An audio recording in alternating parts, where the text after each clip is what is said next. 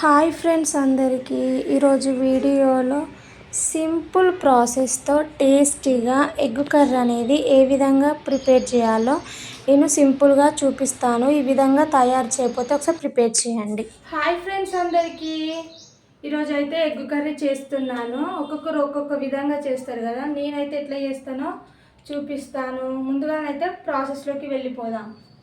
Stove on చేస్తున్నా, కడాయి అయితే పెడుతున్నా, ముందుగానైతే నూనె పోస్తున్నా. ఆయిల్ అయితే మంచిగా వేడైనాక ఇందులోకి జీలకర్ర, అలాగే కొన్ని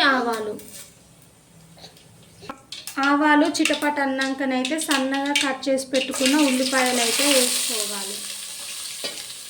ఉల్లిపాయలు వేసుకున్నాక ఒక 4-5 సన్నగా చీల్చి పెట్టుకున్న పచ్చిమిర్చి వేసుకోవాలి. ఇవన్నీ మంచిగా గోల్డెన్ బ్రౌన్ కలర్ వచ్చేదాకా మంచిగా ఆయిల్లో ఫ్రై చేసుకోవాలి. ఆనియన్స్ అయితే మంచిగా ఫ్రై అయిపోయినాయి. ఇప్పుడు ఇందులోకి అల్లం వెల్లుల్లి పేస్ట్ వేసుకొని కొంచెం ఫ్రై చేసుకోవాలి.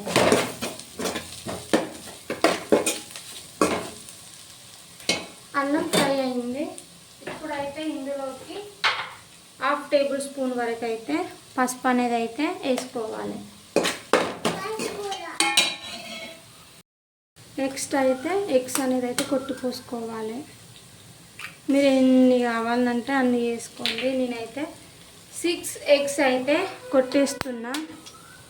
First of all egg curry వండేటప్పుడు ఎగ్స్ అనేది అయితే చెక్ చేసుకోండి, ఖరాబ్ అవుతూ ఉంటాయి కదా. లేకపోతే వాటర్ టెస్టింగ్ చేసుకొని అయినా ఎగ్స్ యూజ్ చేయండి. ఒక్కొక్కటిగా ఎగ్స్ అనేది అయితే కొట్టి వేయాలి. ఇవి వేసినాక ఒకసారి మూత పెట్టాలి, వెంటనే కలపాలి. ఇలా 6 ఎగ్స్ అయితే కొట్టి వేసినాక వెంటనే కలబెట్టకూడదు, అంత చిత్తలుగా అవుతాయి. మూత పెట్టుకొని ఒక 5 మినిట్స్ అట్లా ఉంచుకుంటే మంచిగా మనకైతుంది. సో మూతనైతే పెట్టేస్తున్నా. 5 మినిట్స్ అయితే అయ్యింది. సో మూత తీసి అయితే ఎగ్స్ని అయితే మెల్లగా కలుపుకోవాలి, అడుగు మాడిపోతుంది.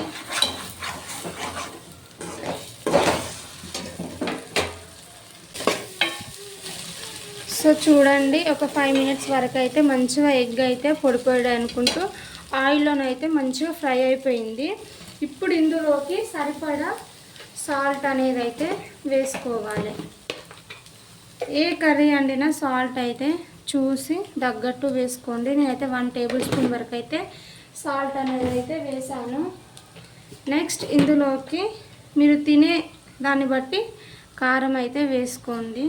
నేనైతే 2 టేబుల్ స్పూన్స్ వరకు అయితే కారం వేసి మళ్ళీ ఒకసారి అయితే కలబెడుతున్నా.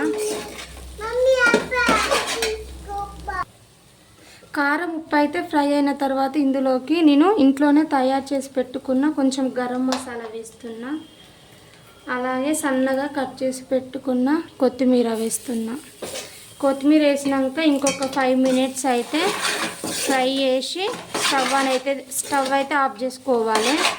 కర్రీ చపాతీలోకైనా, దోశలోకైనా, అన్నంలోకైనా లేదా పూరీలోకైనా వేసుకొని తింటే చాలా టేస్టీగా ఉంటుంది.